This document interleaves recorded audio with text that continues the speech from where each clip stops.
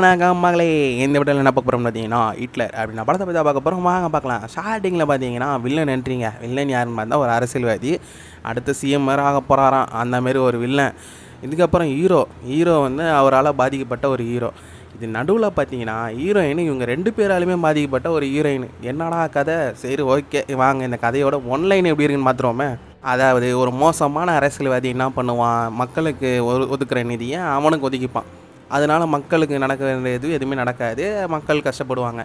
இப்போ என்ன ஆகுதுன்னா, அது எதிர்த்து ஒருத்தன் வந்து கேஸ் கொடுக்குறான், அவங்கள எதிர்த்து நிற்கிறாங்கன்னா அவங்கள என்ன பண்ணுவாங்க, அடிப்பாங்க, ஒடிப்பாங்க, ஏன் சாவை கூட அடிப்பாங்க. இதையெல்லாம் தாண்டி இது நமக்கு சரிப்பட்டு வராது, நமக்கு வேண்டியதை நாமளே தான் எடுத்துக்கணும்னு ஒருத்தன் வந்தானா அவன் என்ன பண்ணுவான் அப்படின்றது தான் இந்த படமாக எடுத்திருக்காங்க.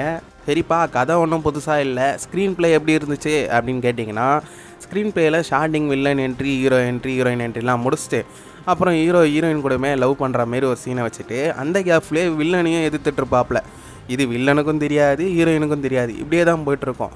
ஒரு இன்டர்வல் சீன் வந்து ஹீரோ வந்து நல்லவ மாரியே காமிப்பாங்க, அப்புறம் செகண்ட் ஹாஃபில் தான் தெரியும் இவரு தாங்க பண்ணார் அப்படின்னு எல்லாருக்குமே தெரியும். ஆனாலுமே போலீஸால் கண்டுபிடிக்க முடியாது.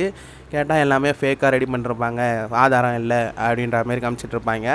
கடைசியில் கிளைமேக்ஸ்லேயும் பார்த்தீங்கன்னா அப்புறம் ரிவீல் பண்ணுறாங்க, இதெல்லாம் இவர் தாங்க பண்ணார் அப்படின்னு சொல்லி எதுக்கு பண்ணாங்க அப்படின்ற மாதிரி காமிச்சிருவாங்க. இதுதான் ஸ்க்ரீன் ப்ளேவாகவும் எடுத்திருக்காங்க. என்ன இந்த படத்துக்கு ப்ளஸ் அப்படின்னா, நமக்கு வந்து டைம் போகிறது தெரிலங்க, எங்கேயும் போர் அடிக்கலை. ஆனால் வந்து பார்த்திங்கன்னா கதை புதுசாக இல்லை. ஸோ இவங்க எதனா சேஞ்சஸ் பண்ணி காட்டணும்ல, அதில் ஒரு சில விஷயங்களில் வந்து நல்லாமே காமிச்சிருக்காங்கன்னு சொல்லலாம். அதெல்லாம் கொஞ்சம் இதுவாக இருந்துச்சு. ஆனால் அதுக்கப்புறம் சில விஷயத்தில் நம்ம வந்து லாஜிக் தேடுவோம் பார்த்தீங்களா. ஏன்னா ஒரு சில சீனில் நமக்கு வந்து லாஜிக் இருந்தால் தான் சீன் கனெக்ட் ஆகும். அந்தமாரி தேடும் போது என்னடா இது கூட கண்டுபிடிக்க முடியாதா, நம்ம போலீஸ்னால் அவ்வளோ வீக்காக, இவங்க என்ன இப்படி காமிச்சிக்கிட்டு இருக்காங்க. படத்தில் மட்டும் ஹீரோ என்ன பண்ணாலும் போலீஸ் இது பண்ண மாட்றாங்க, வில்லன் என்ன பண்ணாலும் போலீஸ் இது பண்ண மாட்றாங்க, இப்படியே காமிச்சிக்கிட்டு இருக்காங்களே அப்படின்னு ஒரு கடுப்பு வரும் நடுவில்.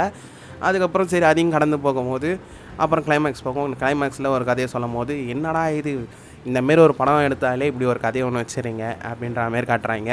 ஸோ இந்த படத்துக்கு ப்ளஸ்ஸும் மைனஸும் கலந்து தான் இருக்குது. ஒரு கலவையான விமர்சனங்கள் தான் எனக்கும் தோணுச்சு.